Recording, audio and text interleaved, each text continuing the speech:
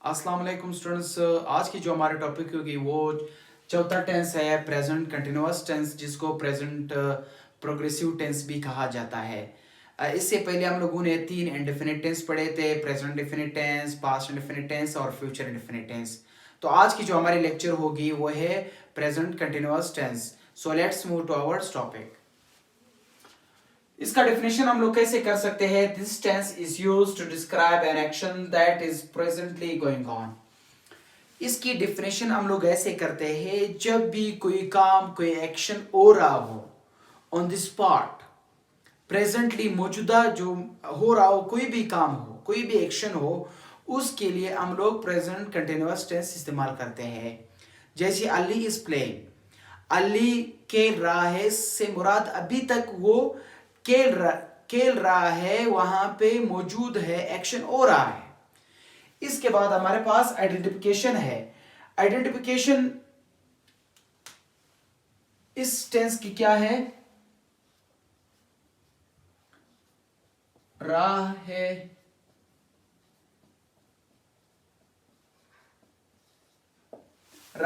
रही है, रहा हूं। जब भी हमारे पास उर्दू जुमलों के आखिर में रहा है, रही है, रहे हैं, रहा हूं आ जाए, तो हम लोगों ने समझना है कि ये कहां से ताल्लुक रखते हैं? प्रेजेंट कंटिन्यूअस टेंस से। फिर दूसरी हमारे पास वर्ब है। कौन सी फॉर्म ऑफ द वर्ब इस्तेमाल होते हैं? First form of the verb with ING. हमारे पास जितने भी कंटिन्यूअस टेंसेस है, प्रोग्रेसिव टेंसेस है, उसमें first form of the verb with ING इस्तेमाल होते हैं। फिर उसके बाद हमारे पास हेल्पिंग वर्ब है। हेल्पिंग वर्ब इसमें एक इज, दूसरा आर और तीसरा एम। अभी यहां पे हम लोग इस को कहां पे इस्तेमाल कर सकते हैं? आर को कहां पे इस्तेमाल कर सकते हैं? एम को कहां पे इस्तेमाल करते हैं? Is, E, she, it singular name, और आर को आई, वी, सॉरी आई नहीं, वी, दे, यू और प्लूरल नाउन के साथ। एम जो है ना, एम के साथ सिर्फ आप लोग क्या इस्तेमाल करते हैं? आई। इसके साथ ई, शी, इट और सिंगुलर नाउन। आर के साथ वी, दे, यू और प्लूरल नाउन जमा नाम। और आई के साथ, एम के साथ सिर्फ हम लोग आई इस्तेमाल करते हैं। फिर उसके बाद हमारे पास सिंपल फॉर्मूला है। सिंपल फॉर्मूला हम लोग कैसे बना सकते हैं? Subject plus helping verb plus first form of the verb with I N G plus object plus full stop. यानी with the help of simple formula हम लोग सेंटेंस बना सकते हैं। कैसे? मिसाल हमारे पास सब्जेक्ट है, तो सब्जेक्ट क्या रहा? अली। अली के साथ हम लोग क्या इस्तेमाल करते हैं? Is. Ali is going to school. Ali is going to school, Ali बाजार स्कूल जा रहा है।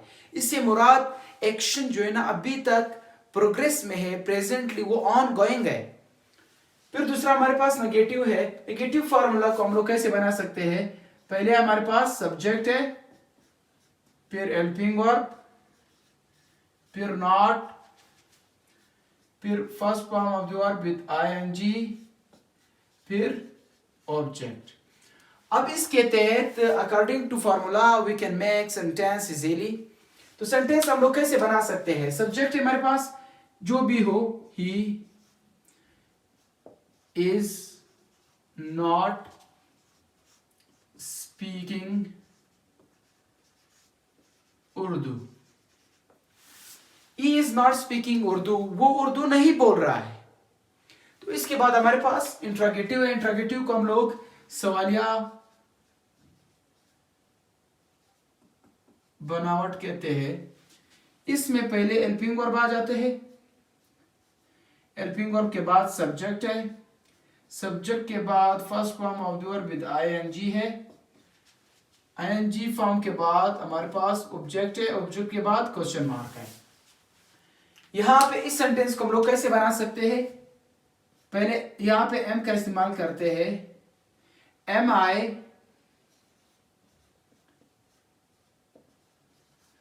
Writing a letter, am I writing a letter, क्या मैं एक खत लिख रहा हूं? यानी इससे मुराद प्रोग्रेसिव में बिल्कुल कंटिन्यूअसली उस पे खत पे मैं लगा हुआ हूं, लिख रहा हूं। उसके बाद हमारे पास फॉर्मल है जो हम लोग अदबी या रस्मी कहते हैं इसे।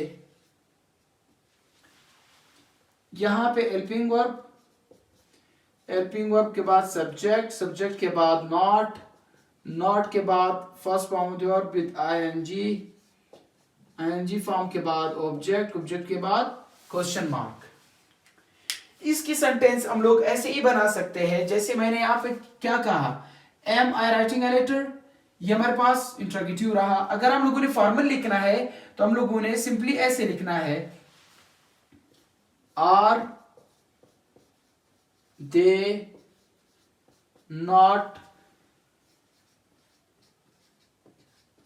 Cooking food, are they not cooking food, क्या वो खाना नहीं बना रहे? तो ये हमारे पास फॉर्मल रहा। इसके बाद हमारे पास इनफॉर्मल है। इनफॉर्मल को हम लोग कैसे बना सकते हैं?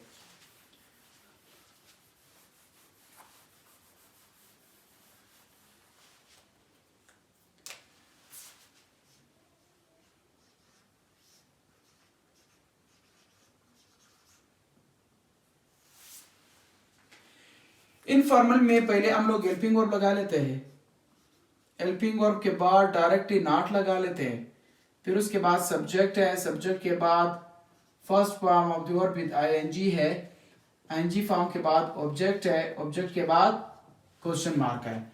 यहां पे हमारे पास 3 हेल्पिंग वर्ब है, एक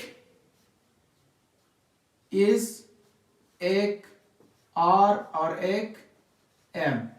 अभी इनकी शॉर्ट फॉर्म कैसे बना सकते हैं हम? Let's move.